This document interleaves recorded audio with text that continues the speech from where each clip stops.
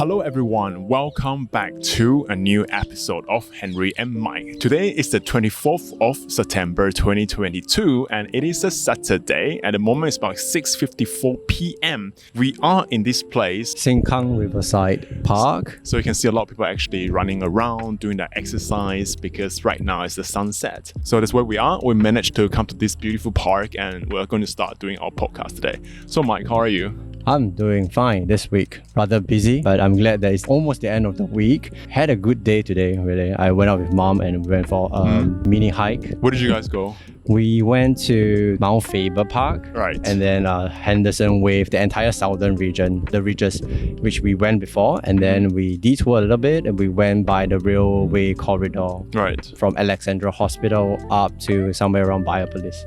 So cool. all in maybe around 12 km around there, and she was in good spirit today. She was energetic. Today is kind of like middle of the entire chemotherapy, so I am pleasantly surprised that she is doing fine. Yeah. And we managed to get some distance covered today. I would say it's a good end to almost the weekend, you know. This is the third cycle. The last two cycles weren't that great, you know. But on day 5, the last two cycles, she has no energy really. Yeah, so it always took her some time to recover, like to come back to herself. Between 8 and 10 days, I think, 10 and a half days. Yeah, I feel that she's making very good progress. She has adjusted to many different types of instructions from the nurses, the doctors, even down to the dietitian. So she has been trying to calibrate to find the best balance to this entire whole suite of instructions that suits her well.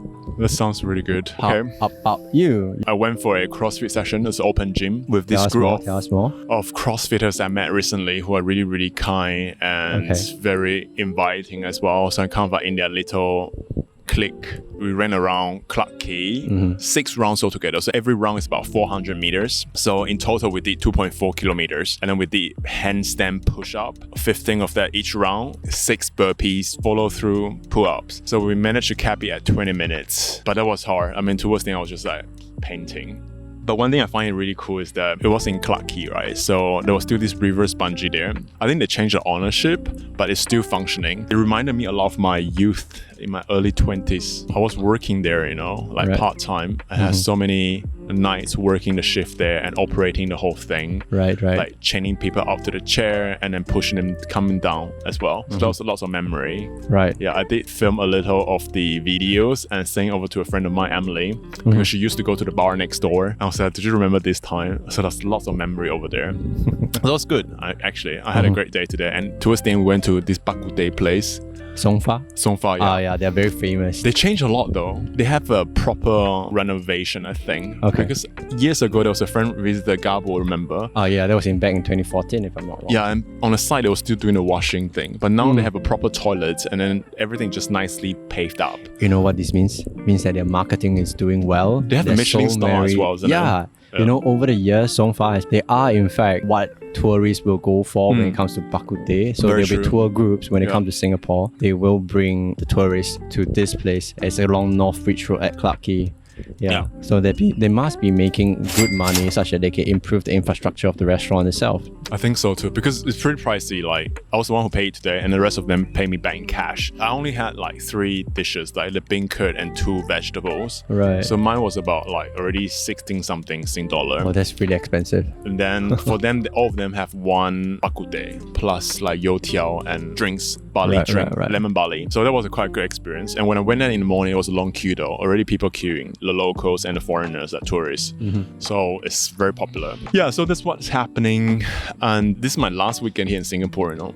Yes, Next week I'm flying back to going back to Europe. Berlin. I don't know how to feel about that at the moment, to be honest, because I submitted my application to one of this company the other day, and I've been doing the case study revision, which I've not done it for so many years. But I mean, once I start looking at it, a certain frame will just come back, you know. I just need to remember how should I prepare for cases like that. Yeah, so you got to start the engine and turn the key again, right? Yeah, but I think maybe they might invite me next week for an interview. So I hope that it will be Tuesday. I don't think it will be Monday, but hopefully Tuesday. But if not Tuesday, then I don't know how they're going to conduct the interview because I'll be gone for at least a month, you know. Yeah. Or maybe I will say that I'm open to actually do the in-person interview in their Zurich office. But anyway, so that aside, that's what's been happening. I'm still trying to find my footing here in Singapore ever since I made that decision of staying. Right. I do have to admit that it's really challenging for me because Singapore is really like comfort. It is nice to have a place you can sleep, like a roof on top of you, and then I can see you and Mom and Caroline. Yeah. There was one moment I was really happy. I was sharing with Mom yesterday when you guys left for drinks, right? So I was chatting with Mom on the sofa. I said to her that there was one moment I felt really happy. Small moments. That was a week ago. Last weekend we went out for a hike. We were supposed to walk from Sengkang all the way to Yishun Dam, but it started to pour. So in the end, we stopped by this place called Jalan Kayu. There was like an Indian place. You guys brought us to there. We had roti pratas and teh tarik. Yes. Teh halia as Teh well, halia right? as well, yes. It was pouring so heavily outside, like around us, but at the same time, we were just chatting. And then all of us were laughing, smiling. We were savoring the food and then sipping the tea. That was just stunning. Small moment, I find that, that's so magical, you know, like if you live with your family in the same city, those are things that you can do. You just say, hey, shall we just go for a hike today or do something together? And that's easy. So those are the part that I really appreciate a lot. But I also find that Singapore I find it really hard here. It's only my personal opinion. It might not be the same for people. Of course, like people who come here, they really love it, which I understand. For me, it's more like I don't feel free. As free in the sense of my thinking. My thinking is, to some extent, very restricted. Of course, I can hang out with people who are like-minded and I'll be happy, blah, blah, blah. But I don't feel free compared to when I was in Berlin or in Germany. The certain cultural conduct and certain social contact, it just exists there. You have to follow through kind of. I mean, I don't have a problem doing that. And then plus English, it's easier to get into the crowds here. And I had a good laugh as well. Like today during the Bak Kut Teh thing, and then we're just talking and then smiling. Right. And I realized that I was speaking in some Singlish as well, so I get to engage with the Singaporean crowd. But there was like a French and a Vietnamese. They just didn't really get it. So I have to switch back. I mean, I find it pretty cool as well because I become more flexible to cut across those social environments. Yeah, but you have to be aware of those little differences. You see. Right. Having said that, to some extent, I'm looking forward to go back to Europe. For either 2 weeks or 4 weeks to get some of the stuff done, to do CrossFit training with some friends there, as well as, you know, visiting some friends who I've not seen for so long, you know. Right. To kind of, in a way, recharge myself before I come back again. That's where I am now. So if you really wanted you to sum up this week for you, how will you put it in a word or so? I don't know. I feel like you're finding your footing. So maybe you can think along that line.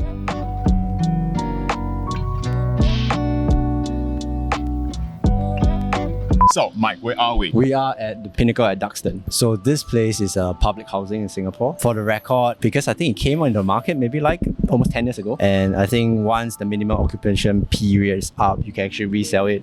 So this place, for an HDB per se, the starting price is $1 million and above. Wow. Yeah, because this is at the heart of Singapore, very, very close to the CBD. Yeah. So a lot of people actually come here. So long story short, here. If you got cash, buy it. Yeah, this is the place to be. Anyway, and the interesting part about this place is that if you come here, you can actually go to what? Level 45? 50. And you pay the entry fee of 6 Singaporean dollar at the current market price.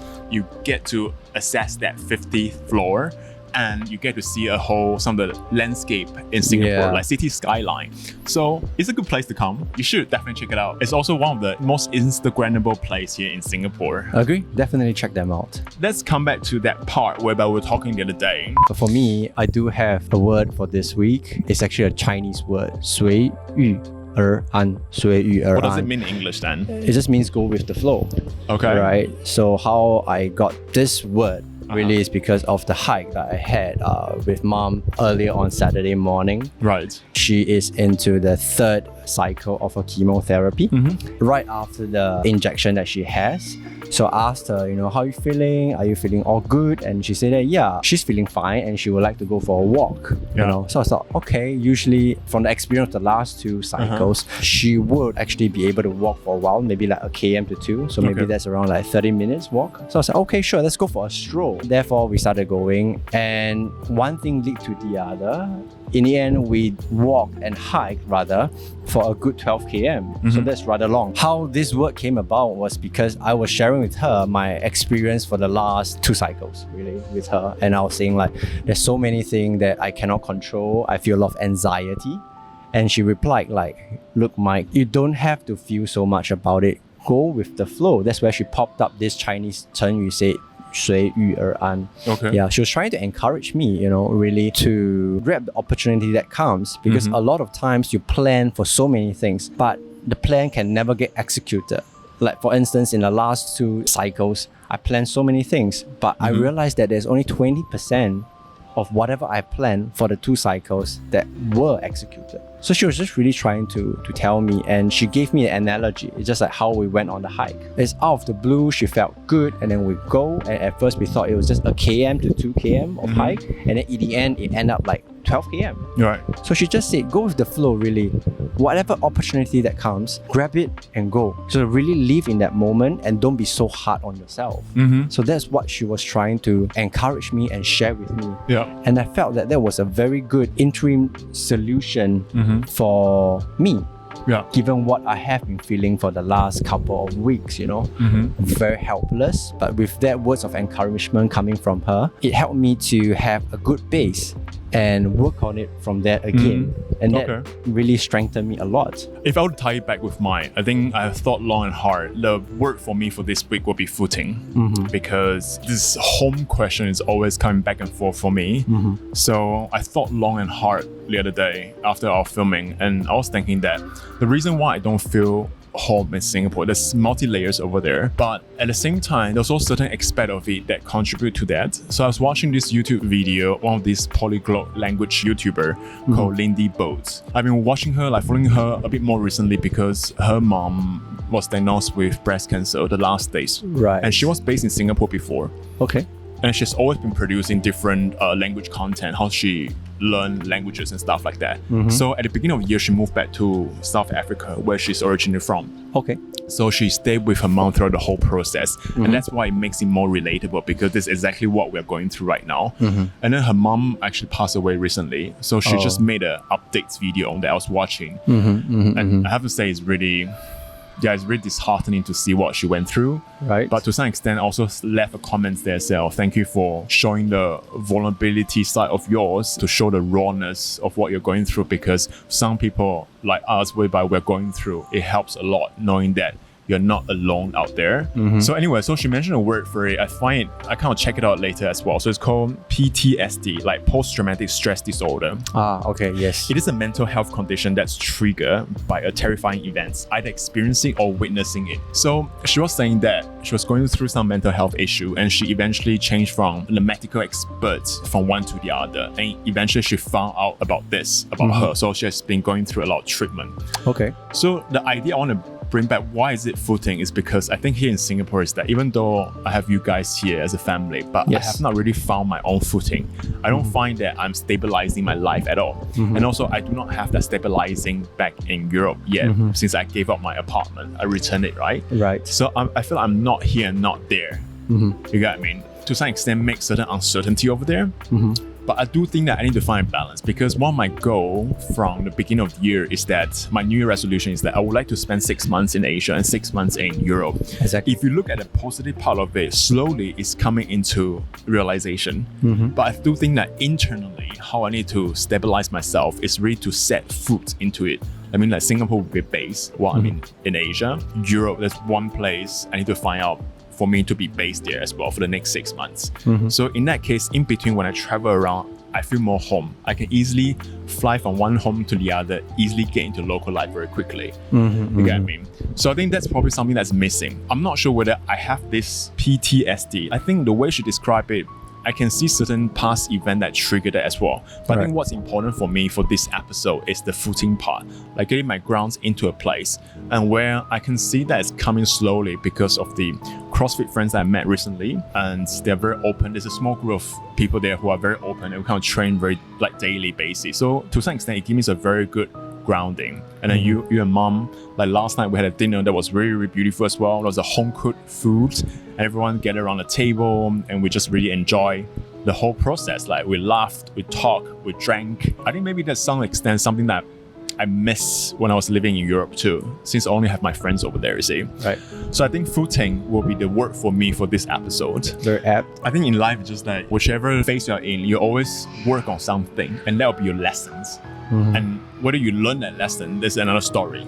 You see, you can put in a lot of effort to learn it, but I also think that you need to realize that, accept that, and make certain changes, adjustment to it. So I think with that, we are okay to conclude this episode, right? Yeah, for you, you'll be footing. Yeah. And for me, you will be flow in English. Exactly. Those are 2 words for this episode. And lovely audience, for the next episode that you'll hear from Mike and I, you will be in 2 different cities. It could be Berlin, Singapore, Zurich, Singapore, or Barcelona and Singapore, since I'll be flying off on Wednesday midnight. And stay tuned. We'll keep you guys updated with our latest developments in these 2 different cities and trying to bring a bit more visual of the city landscape that we're in for your pleasure when you're watching from YouTube. And thank you very much for listening, tuning in, wherever you are. We hope that, or wish you that you look after yourself, be kind to yourself, take care of each other, and never forget to smile. This is Henry. This is Mike. Signing off. Ciao, ciao. Cheers. Bye. It smells really good. I can smell the aroma coming through. Yeah, Cheers. Cheers. Happy Saturday. Happy Saturday, everyone. ASMR.